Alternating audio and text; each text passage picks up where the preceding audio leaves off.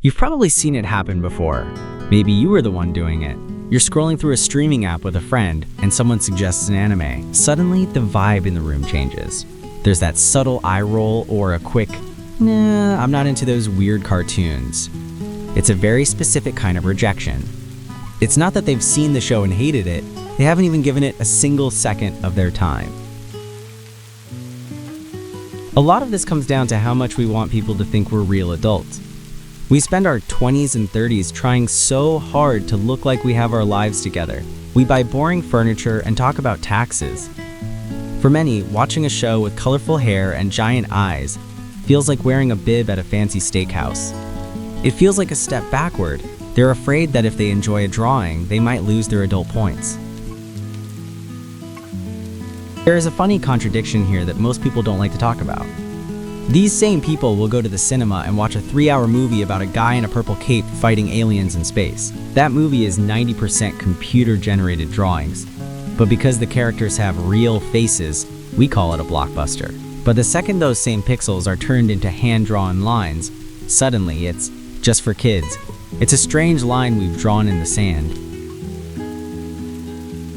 We can probably blame our childhood for a lot of this. For decades, Western TV used animation as a way to keep kids quiet so parents could sleep in on a Saturday. It was all about selling plastic toys and sugary cereal. Because of that, our brains built a very simple rule. Cartoons equal babysitter. We grew up thinking that if a story is drawn, it's probably not going to be very smart or have anything important to say to us. Over in Japan, they never really had that cartoons are for kids rule. They used animation for everything, from gritty detective stories to complicated office dramas. They realized early on that you can do things with a pen that you just can't do with a camera. While we were busy making shows about talking bears, they were making epic stories about politics and heartbreak. It's a huge cultural gap that many of us are still trying to bridge today. People who avoid anime usually say they want something realistic. But let's be honest for a second. Most of the shows we watch aren't realistic at all. We watch doctors who look like supermodels and detectives who solve crimes in 40 minutes. We accept these lies because the actors are human. Anime asks us to accept a different kind of lie, a visual one. If you can't get past the fact that the world is painted, you're gonna miss out on everything else. Processing a hand-drawn world actually takes a bit of extra effort. When you watch a live-action movie, your brain knows exactly what a face looks like. It's easy. But with anime, you have to learn a new visual language. You have to understand that a giant blue teardrop on someone's head means they are embarrassed. Some people are just tired. They don't want to learn a new language after a long day at work. They want something easy and familiar. Let's talk about the giant eyes for a minute. Scientists have found that we are hard-coded to like things with big eyes, like puppies or babies. It's supposed to make us feel protective. But in anime, they crank that up to 100. For some people, this is just too much stimulus. Their brain looks at those dinner plate eyes and feels a bit overwhelmed. It feels fake to them, even though the goal is just to show more emotion than a normal face can. Anime is often very loud with its feelings. Characters cry, they shout their dreams, and they talk about friendship without any hint of a joke. For someone who uses sarcasm or coolness as a shield, this level of honesty is actually kind of terrifying. It's much safer to watch a gritty show where everyone is grumpy and quiet. It doesn't ask you to care as much. Anime, on the other hand, demands that you actually feel something, and that's a big ask. We have to mention the cringe factor. There are definitely tropes in anime that feel weird to an outsider. The high-pitched voices, the weird poses, or the way characters explain their entire plan while fighting. If you aren't used to it, it feels like watching someone do a bad magic trick. This cringe is often just a clash of cultures. If you can't look past the weirdness of how the story is told, you'll never actually hear what the story is about. We are very protective of our brand. Everyone wants to be the person who watches the cool, critically acclaimed dramas that everyone is talking about at the water cooler. Admitting you watched a show about a high schooler with superpowers feels like a risk to your social status. What will people think of me? is a question that kills a lot of potential hobbies. It's a shame, really, because we're basically letting other people's opinions choose our TV shows for us. The biggest strength of animation is that it can show you things that don't exist.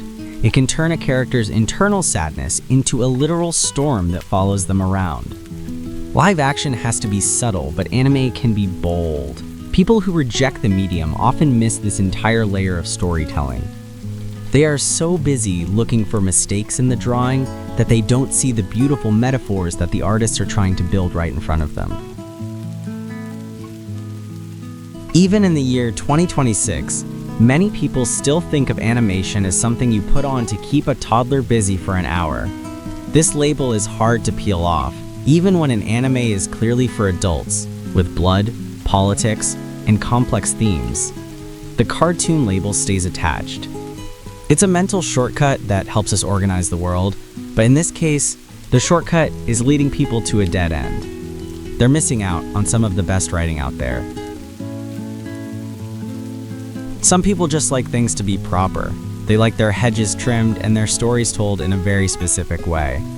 Psychologists say people who are low in openness tend to stay away from things that are too abstract or out there.